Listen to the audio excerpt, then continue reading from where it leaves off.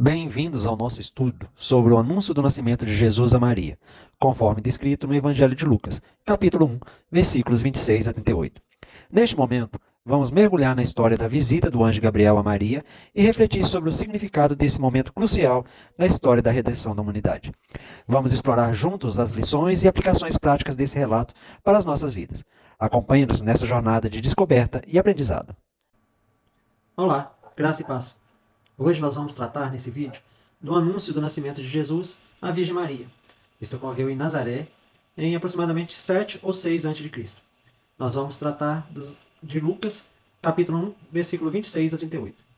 Vamos começar. Lucas, capítulo 1, versículo 26. E no 6º mês, o anjo Gabriel foi enviado da parte de Deus a uma cidade da Galiléia chamada Nazaré. No 6º mês, ou seja, depois de Isabel ter engravidado. Anjo Gabriel, o mesmo anjo que foi o mensageiro de tais boas novas para Zacarias, foi enviado da parte de Deus a uma cidade da Galiléia. Nesta época, a terra da Palestina estava dividida em 3 partes: a Galiléia ao norte, Samaria no meio e a Judéia no sul, cada uma com seu governante, chamada Nazaré, uma pequena cidade na tribo de Zebulun, com 1.600 a 2.000 habitantes nessa época. Ficava uns 26 quilômetros a oeste da parte sul do mar da Galiléia. Essa cidade estava muito longe de Jerusalém, que era o centro da vida e adoração judaica. Jesus nasceu em Belém, mas cresceu em Nazaré. Versículo 27. Há uma virgem prometida em casamento com um homem chamado José, da descendência de Davi, e o nome da virgem era Maria. Uma virgem. No judaísmo, virgens eram jovens donzelas, geralmente com 14 anos ou menos. O termo que Lucas usa aqui para virgem também indica que ela ainda não teve relações sexuais com o homem. Prometida em casamento. Prometida ou noiva para se casar. Havia comumente um intervalo para os judeus entre o contrato de casamento e a celebração de núpcias. Mas tal era a natureza desse noivado que a infidelidade ao outro era considerada adultério.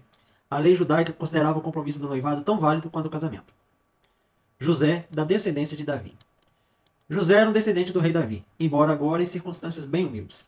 É da maior importância provar que Cristo foi descendente linear de Davi, sendo esta uma das características do Messias. Mas certamente isso não pode ser deduzido da genealogia de José, porque ele era apenas o pai de renome de Cristo.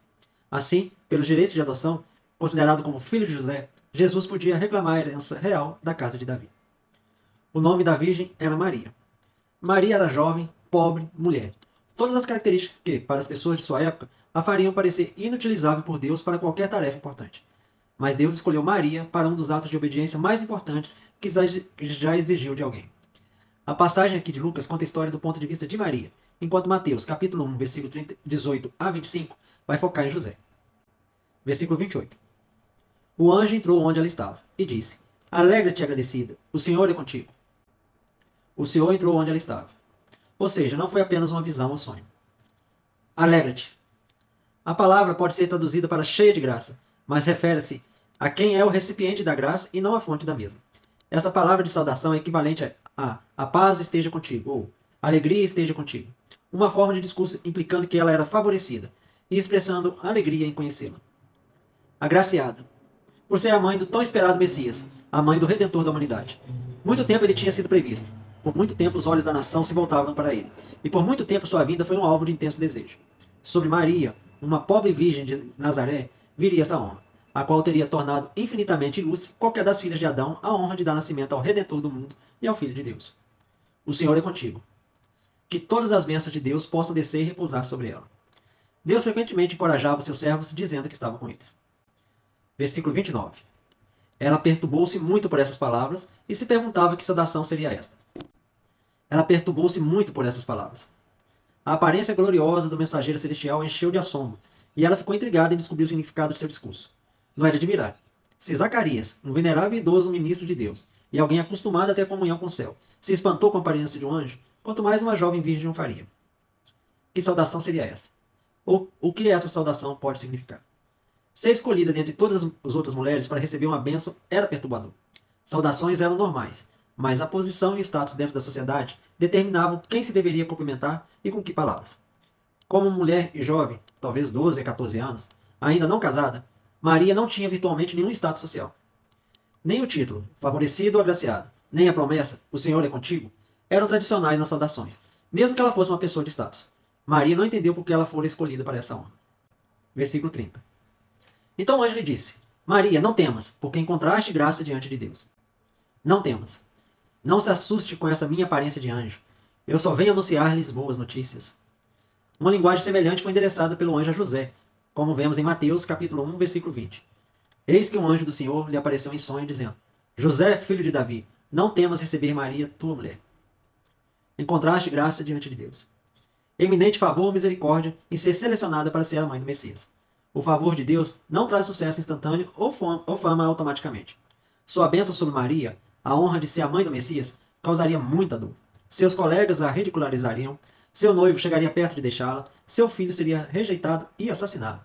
Mas através de seu filho viria a única esperança do mundo. E é por isso que Maria foi elogiada por incontáveis gerações. Sua submissão era parte do plano de Deus para trazer nossa salvação.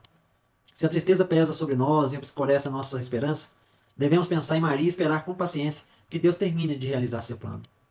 Graça, ou favor, que é favorável aos indignos, como a paciência é favor aos obstinados, como a misericórdia é favor aos miseráveis, como a piedade é favor aos pobres. Versículo 31. E eis que em teu ventre conceberás, darás à luz um filho, e chamará o seu nome de Jesus. Teu ventre conceberás. Lucas não se refere à profecia que encontramos em Isaías, capítulo 7, versículo 14. Eis que a virgem conceberá e fará nascer um filho, e ela chamará seu nome Emanuel. Mas é claro, a partir da resposta de Maria, que ela entendeu as palavras do anjo no sentido que Mateus dá às palavras do profeta. O que a deixa perplexa era a referência à concepção e ao nascimento em uma predição que não fazia menção ao casamento que se aproximava. Chamarás o seu nome de Jesus. O nome Jesus é o mesmo que Salvador ou o Senhor salva. É a forma grega para o Josué hebreu. Assim como Josué conduziu Israel à terra prometida, Jesus conduziria seu povo à vida eterna. O simbolismo de seu nome não passou despercebido pelas pessoas de sua época, que levavam os nomes a sério e os viam como uma fonte de poder. Em nome de Jesus, pessoas foram curadas, demônios foram banidos e pecados foram perdoados. A revelação do nome, com toda a sua misteriosa plenitude de significado, foi feita a José, em Mateus capítulo 1, versículo 21. E ela dará à luz um filho, e tu chamarás seu nome Jesus. E a Maria também foi feita tanto para José como para Maria, de forma independente. Versículo 32. Ele será grande, e será chamado Filho do Altíssimo. E o Senhor Deus lhe dará o trono de Davi, seu ancestral. Ele será grande. Significa que Jesus deve ser distinto ou ilustre, grande em poder, em sabedoria, em domínio na terra e no céu. Será chamado Filho do Altíssimo, que é infinitamente exaltado, chamado mais alto, porque ele é exaltado sobre todas as suas criaturas no céu e na terra. Será chamado. É o mesmo que dizer que ele será o Filho. Os hebreus costumavam usar essa forma de falar. O trono, o reino, ou o nomeará como sucessor linear de Davi no reino. Os descendentes de Davi reinaram sobre Judá desde o Reino Unido até o exílio numa dinastia ininterrupta. O anjo predisse que Jesus completaria essa sucessão. Davi, seu ancestral. Literalmente, seu pai. Davi é chamado de pai porque Jesus descendia dele linearmente. A promessa a Davi era de que não deveria faltar um homem para sentar-se em seu trono, ou que seu trono deveria ser perpétuo. E a promessa foi cumprida, exaltando Jesus a ser um príncipe e salvador, e o rei perpétuo de seu povo, como vemos em 2 Samuel, capítulo 7, versículo 12 e 14. E quando teus dias foram cumpridos, e descansares com teus pais, eu estabelecerei tua semente depois de ti, a qual procederá de tuas entranhas, e assegurarei seu reino. Ele edificará casa a meu nome, e eu afirmarei para sempre o trono do seu reino. Eu serei a ele pai, e ele me será filho. Versículo 33. E reinará eternamente na casa de Jacó, e seu reino não terá fim. Reinará eternamente na casa de Jacó. Aqui, novamente, a promessa aparente é de um reino físico restaurado a Israel, como os discípulos esperavam mesmo após a ressurreição. Precisava ser sucedido por eventos até que os homens pudessem ver que se cumpriu na história da cristandade como o verdadeiro Israel de Deus. Seu reino não terá fim. Ele reinará entre seu povo na terra até o fim dos tempos, e será seu rei para sempre no céu. Este é o único reino que nunca terá fim. Ele é o único rei que nunca deixará de lado sua coroa e suas vestes, e isso nunca morrerá. Versículo 34. E Maria disse ao anjo: Como será isso? Pois não conheço intimamente homem algum. Como será isso? A questão da virgem não é da mesma natureza que a de Zacarias, que pergunta por que sinal ele deve saber que as palavras eram verdadeiras, que lhe diziam sobre um filho em sua velhice. Maria é informada de uma maravilha muito maior, pois sua pergunta mostra que ela entendeu o anjo falar do nascimento como antecedente de seu casamento, e ela, aceitando as palavras na fé, não exige um sinal, mas reverentemente busca conhecer a maneira de sua realização. Pois não conheço intimamente homem algum, ou marido. A pergunta de Maria confirma a declaração de sua virgindade no versículo 27. José ainda não a tomara por mulher. Como ela era contratada apenas para José e ainda não casada, ela sabia que essa concepção ainda não poderia ter ocorrido, e modestamente indaga por que meios a promessa do anjo deve ser cumprida para regular sua conduta de acordo com a palavra do anjo. Não conheço intimamente. O nascimento virginal é importante para a fé cristã. Jesus nasceu sem o pecado que entrou no mundo por meio de Adão. Ele nasceu santo, assim como Adão foi criado sem pecado. Em contraste com Adão, que desobedeceu a Deus, Jesus obedeceu a Deus e, portanto, foi capaz de enfrentar as consequências do pecado em nosso lugar e nos tornar aceitáveis a Deus. Jesus Cristo, o Filho de Deus, teve que ser livre da natureza pecaminosa transmitida a todos os outros seres humanos por Adão. Porque Jesus nasceu de uma mulher, ele era um ser humano, mas como Filho de Deus, Jesus nasceu sem nenhum traço do pecado humano. Jesus é totalmente humano e totalmente divino. Versículo 35. O anjo lhe respondeu: O Espírito Santo virá sobre ti, e o poder do Altíssimo te cobrirá com a sua sombra. Por isso o santo que nascerá será chamado Filho de Deus. O Espírito Santo virá sobre ti. O anjo não explica a maneira, de modo a satisfazer a curiosidade, que não havia necessidade de fazer. Ele só leva a virgem a contemplar o poder do Espírito Santo e a se entregar silenciosamente e calmamente à sua orientação. O poder do Altíssimo. Isso significa, evidentemente, que o corpo de Jesus seria criado pelo poder direto de Deus.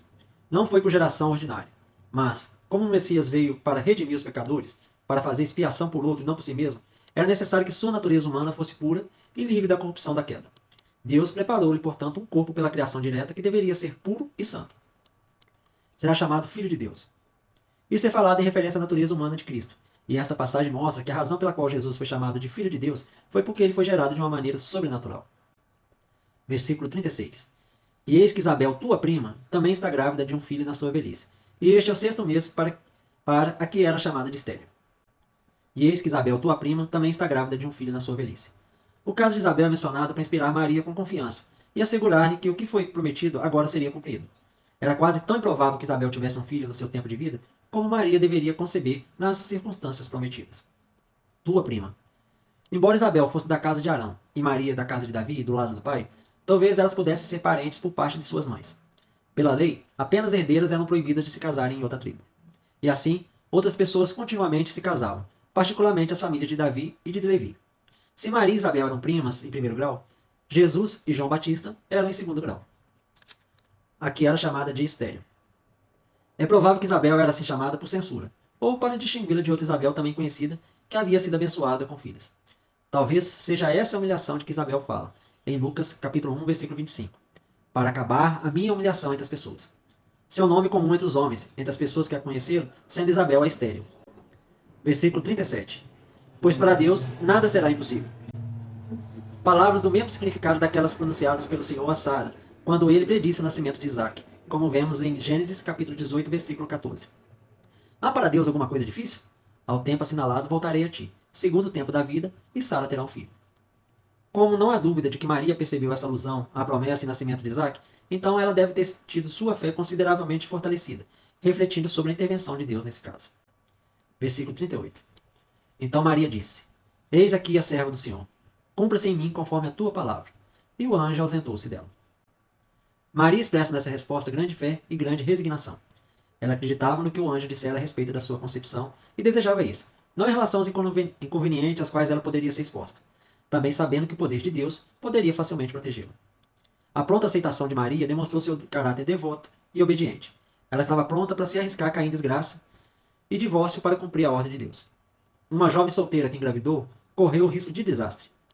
A menos que o pai da criança concordasse em se casar com ela, ela provavelmente permaneceria solteira pelo resto da vida. Se seu próprio pai a rejeitasse, ela poderia ser forçada a mendigar ou prostituir-se para ganhar a vida. E Maria, com sua história de engravidar do Espírito Santo, também corria o risco de ser considerada louca. Ainda assim, Maria disse, apesar dos possíveis riscos: Cumpra-se em mim conforme a tua palavra. Quando Maria disse isso, ela não sabia sobre a tremenda oportunidade que teria. Ela só sabia que Deus estava pedindo que ela o servisse, e ela obedeceu de bom grado. Não devemos esperar para ver o resultado final antes de oferecermos nossa vida a Deus. Devemos nos oferecer de boa vontade, mesmo quando o resultado parecer desastroso. Fique em paz. My only hope, my only peace, my only strength in times of grief.